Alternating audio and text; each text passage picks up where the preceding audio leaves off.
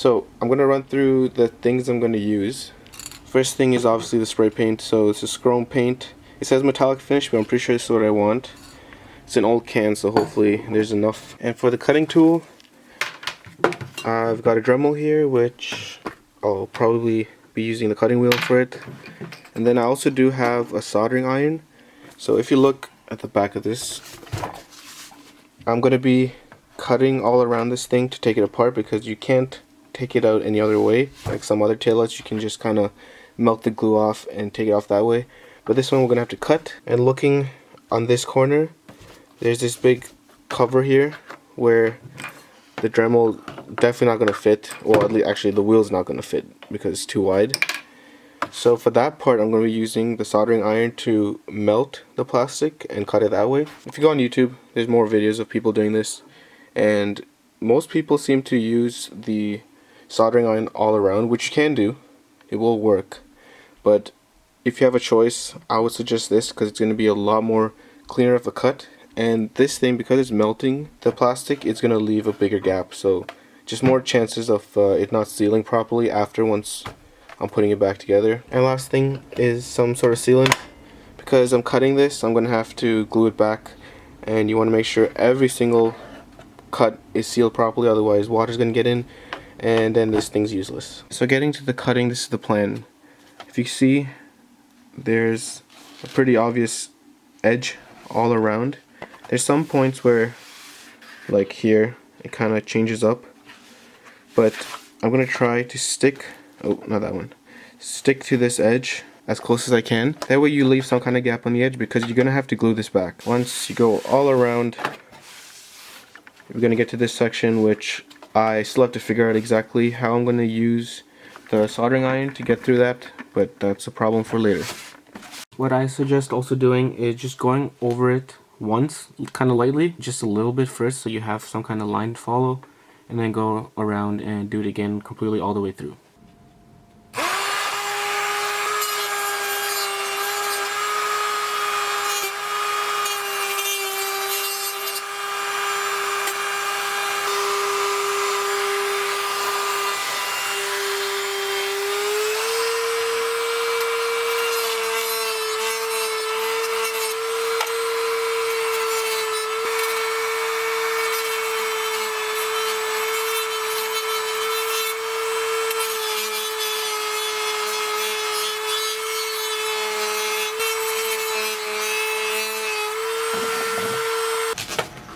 I went around now once with the Dremel, and you can see, I mean actually it's kind of hard to see, but I've cut right at the edge. I didn't cut all the way through because I'm going to go again with it, but starting from this edge is all pretty obvious because you just stay on the corner. But then coming around this side, once you get to this pointed side, the edge gets a little weird, but you just have to kind of connect the two edges. So you can see here it's pretty tight. So if you're just using like a soldering iron, a hot knife, all the way around, it's going to be pretty tough not to, melt too much here. I'm going to finish this cut completely and then start doing the soldering iron on this side.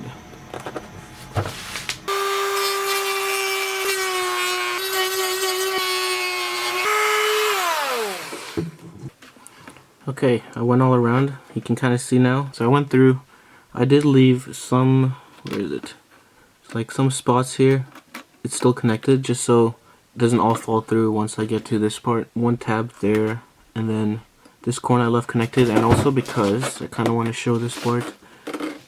This edge here, you gotta be really careful, because whatever you're cutting with is really close to the red reflector. And I mean, it's not the end of the world if you hit it, but probably better if you don't touch it. All cut, and then I left one more tab here connected. The end here is also still connected. This whole part here I gotta do with the soldering iron.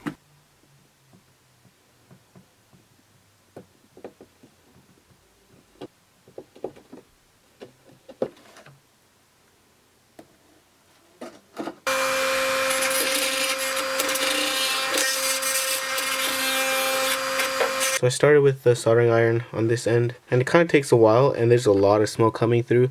So what I also ended up trying, I just realized I could put drill bits in this thing, and I literally started drilling some holes and then kind of just drilling sideways and just connecting them, and it worked pretty well. It worked all the way up till here, and then this section, this wouldn't fit. I had a longer drill bit. It's a little bigger, but it fit a bit more. But then this section, these couldn't fit, and the soldering iron actually started hitting this. But I think it only really damaged the inside, so that's fine. So if you have a long drill bit that's also small, so it doesn't make too big of a hole, it will be a lot more helpful. So I'm going to cut off all the extra tabs I left, and it should come off. It looks like I got every spot cut. I think there's 3 screws they gotta take off. So this one down in the hole, and this side one over here. I think that should detach it from the front face and should come off.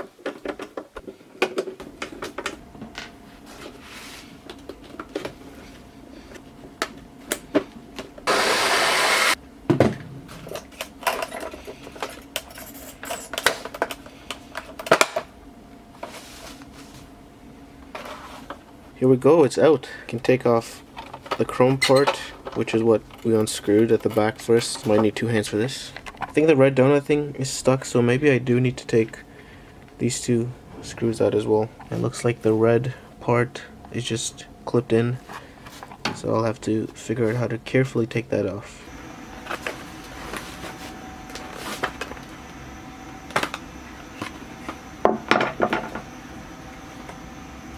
There's actually this white plug that's still plugged into this, so it'll stay stuck. I just took a screwdriver, kind of pressed the little locking mechanism on it, and then just pulled this off and unplugged.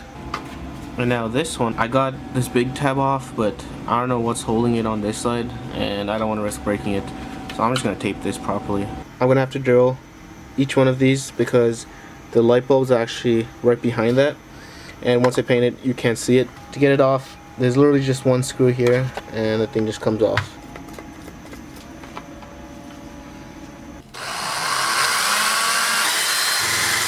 Holes are all done on both of them, and just before I paint them, I'm just going to scuff them up with 180 sandpaper, and that should help the paint stick a little better because these are just really smooth. I'll sand it down, and I'm just going to clean them, and I should be good to paint.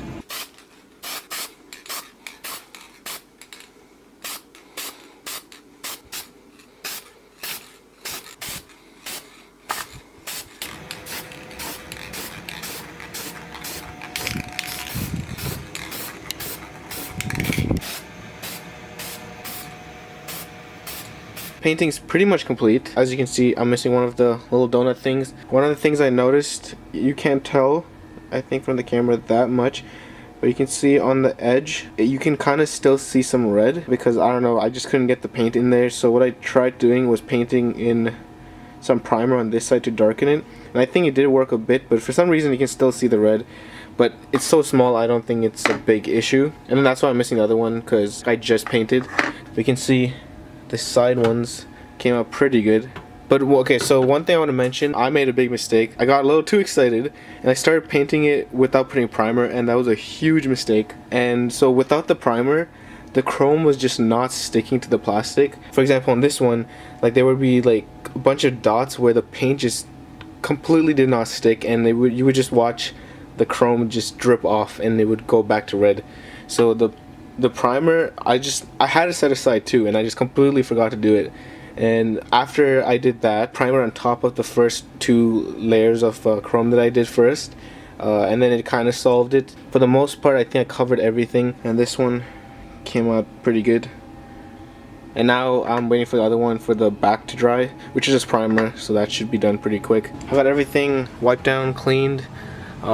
Wearing gloves for this because my fingerprints was getting over everything, so I wiped all of it down with like alcohol, and it should be good. The rest of the process I'm going to use gloves so I don't get any fingerprints, and once I get the screws back, I'll get to how to attach it back together.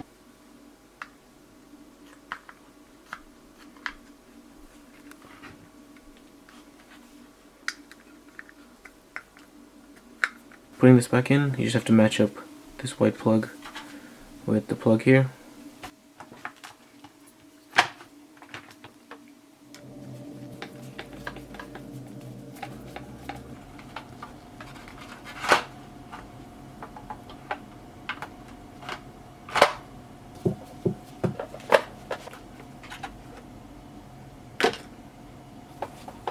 First one, I'll screw it back together. I'll do the other one, and then it's time for the main cover to go on. The plan for this is that I'm gonna put it on and then try to plastic weld a bunch of random spots just so this can hold itself in place without actually falling off. And that's when I'll come in with the sealant and cover up every single hole that I can see.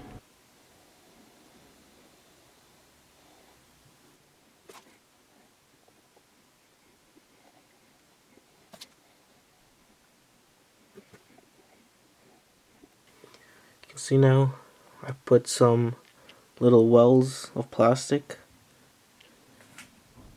at just random points. Where's the other one? There. That corner, and then one more right there. So for some of them you can see, like, let me get this in the light. So you can see some spots just have a lot of plastic just left over from before when cutting. So I started with that and just connected the two sides, which was like this one. Then after that I took pieces of plastic from when I cut it. I kind of placed them on like the shorter gaps and then just melted it on and used it like a actual weld, I guess. But now you can see I can pretty much lift it and it's stuck.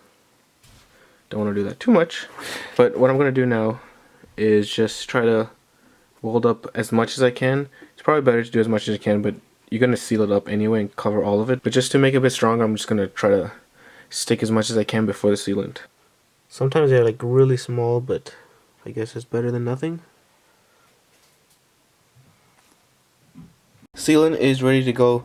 I'm just gonna dump as much as I can on every single spot. Just use my finger to spread it. Some of the spots, like that's one of the bigger gaps I have, which is probably because I didn't really place it perfectly. I'm gonna try to be as careful as possible.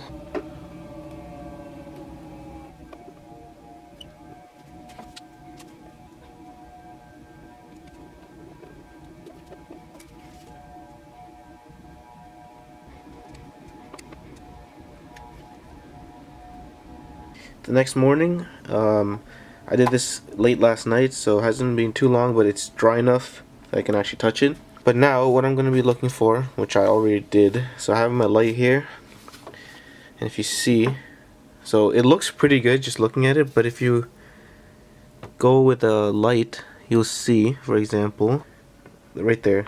So that is the hole. You can see, with the light you can see it, and then once you take it off, you can't really see it anymore.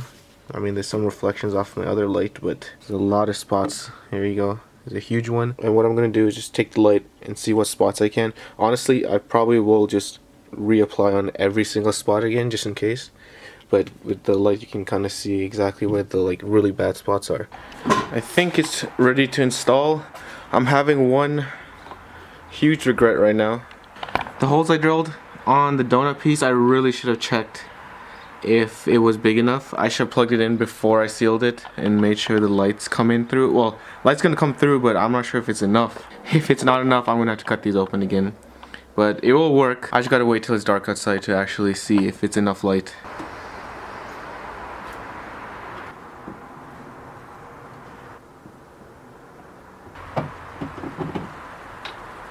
See how the lights look? It is still daytime outside.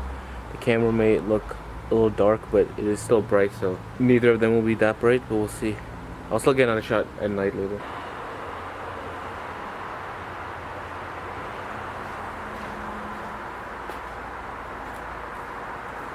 Okay, this is just the lights on without the brake. Okay, not gonna lie, I can't see anything on that side.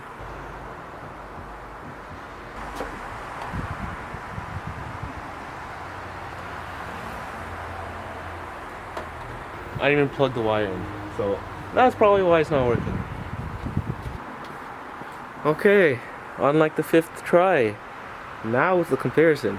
Well, at least I'm happy I can actually see the light coming through there, but I still have to know at night if it's actually bright enough.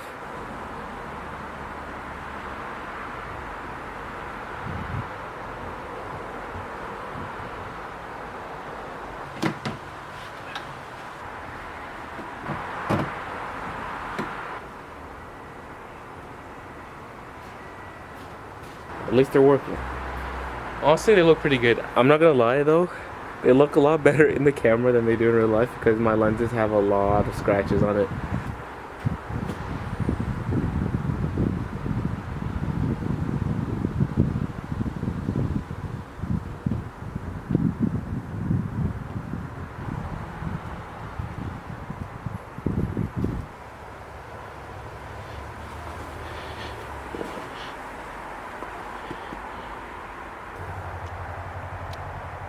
There you go, that's some shots in the daytime. I'm gonna get some more shots tonight when it's dark and we can actually see exactly how bright it is. I'm gonna put the stock taillights back on too so I can compare, because I do want to know how much brighter the stock ones are compared to these. Because if it's really bad, I will take these apart and just make the holes a little bigger.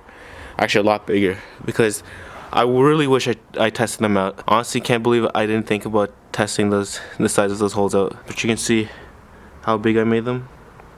And I honestly, if I were to do it again, I'd go all the way. Here we go, time for some night shots.